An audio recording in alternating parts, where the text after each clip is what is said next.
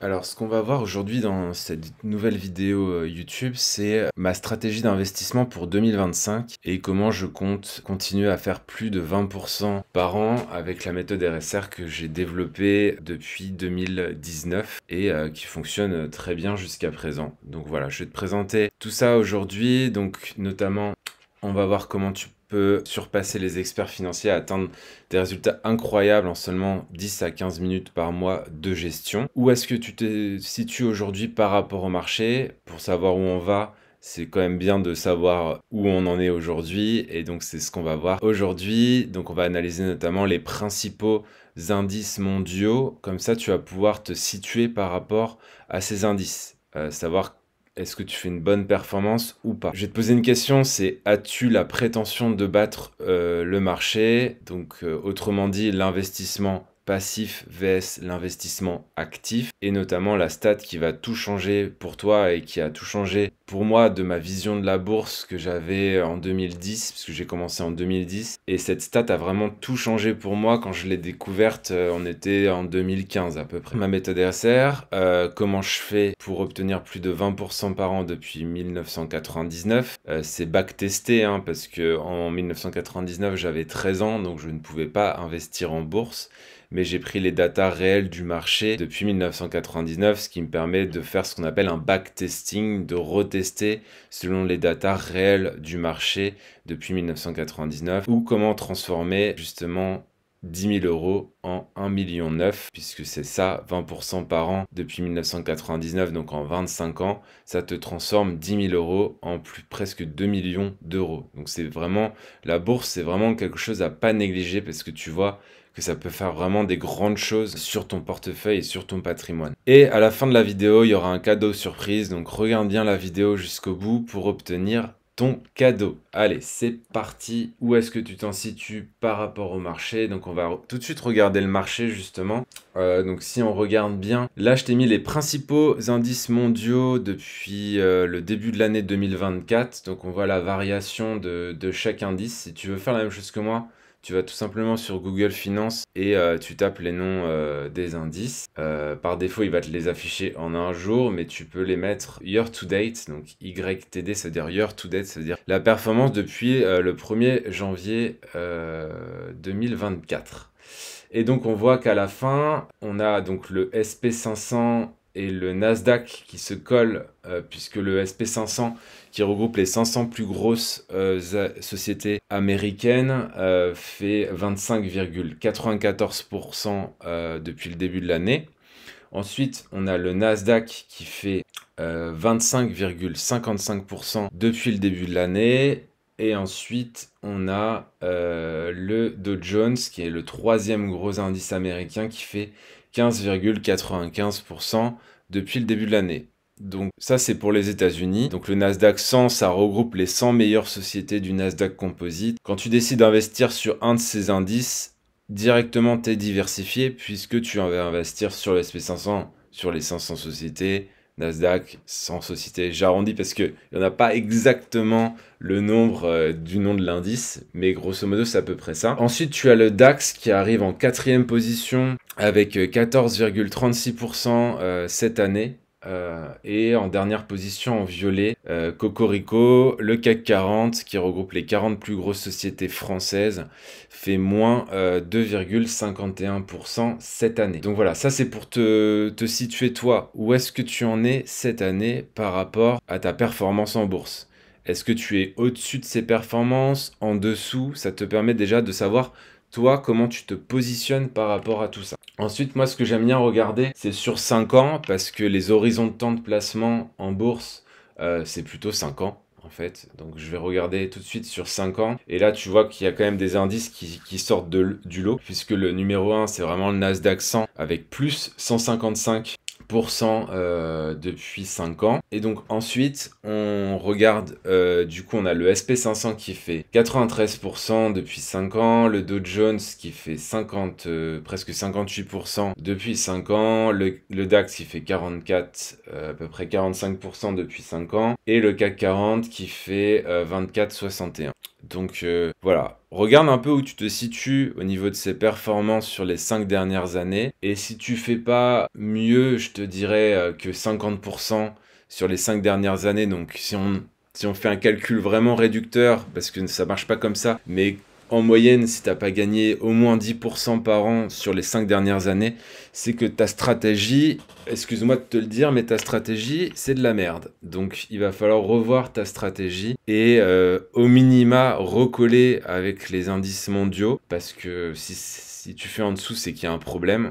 Et si tu veux aller plus loin, bah, tu peux aussi, avec une certaine expérience, battre un petit peu ces pourcentages. Avec un petit peu d'expérience et une méthode qui est bien aguerrie comme ma méthode RSR, tu vas pouvoir vraiment même battre les marchés. Donc voilà pour le petit point sur ton portefeuille. Ensuite, on va voir du coup, est-ce que tu as la prétention de battre le marché? Ça, c'est vraiment la stat qui m'a fait tout changer. Quand j'ai pris conscience de ça, je me suis rendu compte que je faisais vraiment n'importe quoi. C'est un site qui s'appelle, tu pourras aller voir, spglobal.com. C'est un site d'agglomération de données autour de la bourse. Et notamment, il s'amuse à comparer si les fonds font mieux que leur indice de référence. Typiquement, quand tu vas investir dans une assurance vie ou sur des fonds privés, bah en fait, tu vas faire tu vas dépendre de ce qu'on appelle l'investissement actif. C'est-à-dire, par exemple, tu vas prendre un fonds d'investissement qui va lui-même se comparer à un indice et l'objectif de son investissement, c'est de battre l'indice. Et parce que tu les payes pour le faire. Donc, tu donnes des frais annuels, des frais de versement dans ton assurance vie, des frais de gestion, etc. Le but de payer ces gens-là, c'est qu'ils battent l'indice de référence. Sinon, tu es d'accord avec moi que ça sert à rien de les payer. Sauf que, problématique, alors tu vois, on peut regarder sur 1 an, 3 ans, 5 ans, 10 ans. Donc là, on va regarder ensemble sur le marché américain notamment. Donc sur 1 an, bon, allez, ça va, il y en a à peu près 1 sur 4 qui bat l'indice de référence. Par contre, sur 3 ans, eh ben, ça commence à déjà bien diminuer. Tu vois que tu n'en as plus que 1 sur 10 qui va battre leur marché de référence. Sur 5 ans, ça monte un petit peu, 14%. Et ce qui m'intéresse, c'est sur 10 ans, parce que je t'ai dit, la bourse, c'est 5 à 10 ans. Donc sur 10 ans, tu vois qu'il y en a 1 sur 10 qui battent pas le marché. Et là, on parle de gens qui sont formés au marché financier, qui passent 8 heures par jour et qui essayent donc de battre le marché puisqu'ils ont une gestion active. Donc ils vont activement choisir et prendre des sociétés qui vont mettre dans leur portefeuille. Et toi, tu vas donc leur faire confiance et leur passer ton argent. Et malheureusement pour toi, bah, t'en as plus de 90% d'entre eux qui feront moins bien que l'indice de référence.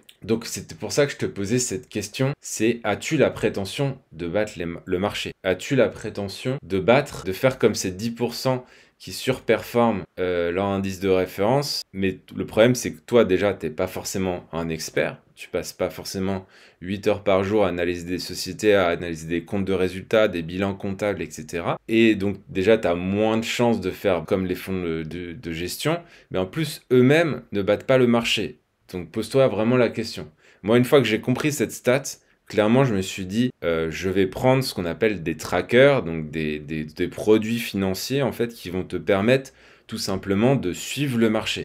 Donc voilà, ça c'était vraiment la stat qui a vraiment changé ma vie d'investisseur et qui m'a permis de vraiment déjà copier le marché dans un premier temps, puis ensuite développer ma propre stratégie pour battre le marché. On va voir comment fonctionne ma méthode RSR. Donc là, je t'ai fait un petit fichier. Donc c'est mon fichier où je mets la méthode RSR. Alors déjà, la méthode RSR, c'est quoi? Donc si tu suis bien, tu as vu ici que le meilleur indice sur 5 ans, c'est le Nasdaq 100 qui fait 155,59%. Donc déjà, je prends les datas du Nasdaq. Ensuite, j'ai une méthode qui, à la fin de chaque mois, va me dire, tu vois, oui ou non. C'est un peu petit pour toi, je vais zoomer. Donc qui te dit oui ou non. Si c'est oui, on investit sur le marché et on reste sur le marché. Si c'est non, on sort et on reste en cash. Ça nous permet de faire quoi? Ça nous permet de faire environ 22% par an depuis 25 ans. Donc tu transformes 10 000 euros en 1,9 million, là où le Nasdaq Composite transforme 10 000 euros en 84 000 euros. Comment j'arrive à faire ça? Notamment, je me protège en fait des phases de crise, puisque la méthode RSR, elle nous protège des phases de crise, donc elle va nous faire sortir alors que le marché rentre en crise. Typiquement, si tu es assez âgé, tu connais peut-être la bulle Internet qui a lieu en 2000, 2001, 2002, donc ça a duré 3 ans. Et juste avant la bulle Internet, il y a eu la bulle. Ça, c'est l'explosion de la bulle. Et avant, il y a la bulle. Donc tu vois, le Nasdaq, en 99, il avait fait 85,6%, ce qui est exceptionnel. Donc là, tu étais content, tu transformais 10 000 euros en 18 561. Mais après, tu te prenais dans les dents moins 39, moins 21, moins 31. Donc tu sors de la crise, il te reste 6 000 balles. Là, tu es content. Dans les années 2005-2006, tu récupères, si tu as tenu déjà dans le marché, tu récupères tes 10 000 euros. Manque de peau, tu prends la crise des subprimes de 2008 dans les dents. Et donc à la fin de la crise, tu te retrouves avec 7 000 balles. Et là, bon, l'année d'après, ça va, tu récupères tes 10 000 euros. Et puis après, il n'y a pas eu trop de grandes crises avant 2022, que je vais appeler la crise post-Covid, puisque pour moi, elle n'a pas vraiment de nom, cette crise. On l'a pas vraiment, comment dire, on l'a pas vraiment conceptualisé, je trouve, puisque le Covid c'était en 2020, mais en fait c'est plutôt les décisions qui ont fait que on a eu une crise après avec l'inflation, etc. en 2022. Et donc là, voilà, c'est un peu sur les 25 dernières années, je dirais que c'est un peu les grosses crises qu'a subi le Nasdaq. A contrario, ma méthode RSR, elle nous protège des crises, puisqu'elle nous dit de sortir. Et donc, tu vois, déjà, on fait beaucoup mieux que le Nasdaq en 99, mais en plus, on sort. Donc, on sort de la bulle avec 31 000 euros, et à la fin de la crise, on a préservé notre capital, puisqu'on a 30 000 euros, là où avec le Nasdaq, tu en avais 6 000. Et ensuite, c'est parti. Donc ensuite, tu investis jusqu'à temps que tu prends la crise d'après. La crise d'après, sur le Nasdaq, c'est 2008 avec moins 40%. La méthode, elle nous sort. Donc elle fait 0. Et ainsi de suite. Et du coup, la dernière grosse crise, c'est 2022. Le portefeuille est en baisse, mais fait mieux que le Nasdaq avec moins 19,2%. Et surtout, les années d'avant, tu prends vraiment des gros pourcentages. Et là, cette année, au moment où je tourne la vidéo, on est à plus 34%, alors que le Nasdaq, lui, fait plus 20%, ce qui est déjà une bonne performance. Donc avec la méthode RSR, tu feras 22% par an sur les 25 dernières années, 32% par an sur les 10 dernières années, là où le Nasdaq fait 8% par an sur les 25 dernières années, ce qui est déjà pas mal, et presque 20% par an sur les 10 dernières années, ce qui est très bien aussi. Donc voilà, si on prend vraiment que les 5 dernières années, la méthode RSR prend 286%, là où le Nasdaq prend 100%. Donc là, tu fais x 3,5, enfin x 3,8, là tu fais x2. Donc voilà, c'est ce qui me permet de transformer 10 000 euros en 1,9 million. Et si tu as envie de faire pareil, je t'avais réservé un petit cadeau à la fin de cette vidéo. Donc déjà, j'espère que tu as appris des choses dans cette vidéo aujourd'hui. Et donc tu vas pouvoir aller cliquer dans le lien qui est dans la description de cette vidéo YouTube et tu vas retrouver ma masterclass qui est complémentaire à ce que je viens de te faire comme présentation aujourd'hui, où tu vas pouvoir apprendre à investir en bourse en toute autonomie.